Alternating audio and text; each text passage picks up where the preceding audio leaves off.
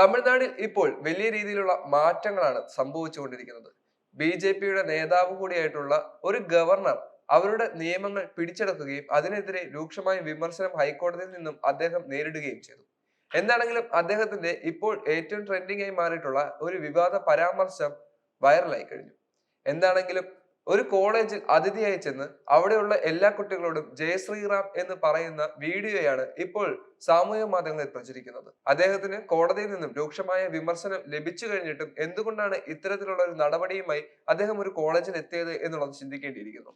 India എന്നത് മതസൗഹാർദ്ദപരമായ ഒരു രാജ്യമാണ്. അത് തകർക്കുന്നതിന് വേണ്ടി ശ്രമിക്കുന്ന ഭരണാധികാരികളാണ് ഇപ്പോൾ ഇന്ത്യ ഭരിച്ചുകൊണ്ടിരിക്കുന്നത്. അതിന്റെ പ്രധാനപ്പെട്ട ലക്ഷണങ്ങളാണ് നമ്മൾ ഇപ്പോൾ കണ്ടത്. എന്താണെങ്കിലും തമിഴ്നാട്ടിലെ ഒരു കോളേജിൽ ഗവർണർ ചെന്ന് ജയ് ശ്രീറാം വിളിക്കാൻ പറയുന്നത് എന്തിനാണെന്നുള്ളത് നമ്മൾ ചിന്തിക്കേണ്ടിയിരിക്കുന്നു.